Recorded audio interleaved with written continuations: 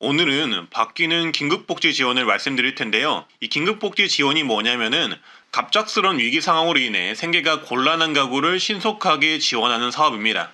갑작스럽게 내 경제 사정이 안 좋아졌다면은 신청할 수 있는 국가적인 복지 제도겠죠. 그래서 2023년 이 긴급복지 지원 생계지원금 단가 인상에 대해서 말씀드릴까 하고요. 얼마나 올랐는지 그리고 신청은 어떻게 하는지 보시면 되겠습니다. 올해부터 긴급복지 지원금은 2022년 대비 5.47% 인상된 생계지원금을 지급하고요. 그리고 그 기준 또한 완화가 되어서 이 부분이 바뀌었다고 보시면 되겠습니다. 따라서 생계가 급격하게 어려워지신 분들 같은 경우는 이런 생계지원금, 긴급복지 지원금을 신청하시면 받을 수가 있는데, 올해 같은 경우는 작년에 비해 인상이 되어 1인 가구 62만 3,300원, 4인 가구 162만 200원을 받을 수 있다고 합니다. 그리고 긴급복지 지원을 할 때 재산 산정이나 소득을 알아보는데요.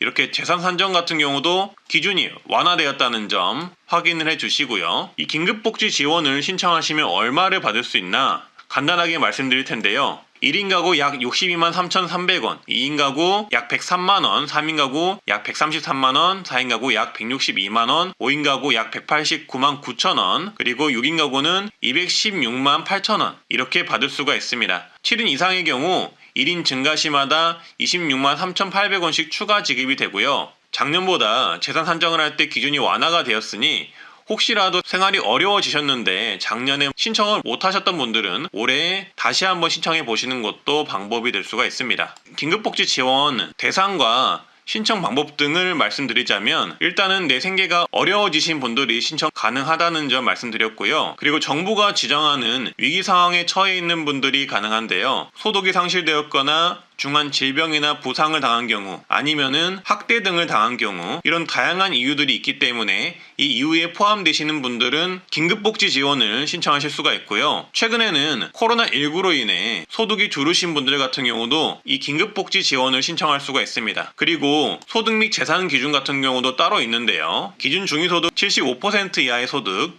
그리고 일반 재산 대도시 2억 4,100만원, 중소도시 1억 5,200만원, 농어촌 1억 3천만원 이하 재산을 가지신 분, 그리고 금융재산은 600만원 이하 재산을 가지신 분이 신청이 가능합니다. 그리고 여기에 더해서 이런 주거용 재산 공제한도 생활준비금 공제율을 적용을 하기 때문에 조금 더 완화된 재산 기준이 올해까지는 한시적으로 적용이 된다고 보시면 되겠습니다. 그래서 아까 인상된 생계비 같은 경우는 말씀을 드렸는데요. 아까 2023년에는 약 162만원으로 인상된다고 말씀드렸죠. 근데 이 생계지원금 같은 경우는 최대 6회까지 지원을 받을 수가 있고, 그리고 만약에 의료 지원을 받을 경우에는 300만원 이내로 최대 2회, 그리고 주거 지원을 받을 경우에는 대도시 4인 기준으로 약 64만원 이내로 12회를 받을 수가 있습니다. 그리고 이렇게 교육 같은 경우도 교육비 지원을 받을 수가 있고, 그 밖에도 해산비, 장제비, 전기요금 같은 경우도 지원을 받을 수가 있습니다. 그래서 신청은 읍면동 주민센터에 신청을 해주시면 되고요. 만약에 이렇게 신청을 하시면은 본인이 긴급복지 대상인지 확인을 해가지고 조사를 거쳐서 지원을 해주게 됩니다. 만약에 지원이 더 필요한 경우에는 지원 연장을 해주고요. 지원이 필요 없는 경우에는 지원 종료를 하게 됩니다. 따라서 긴급복지 지원은 여러가지 사유로 인해서 어려워진 가정을 위해 지원금 등을 지원해주기 때문에 필요하신 분들 같은 경우는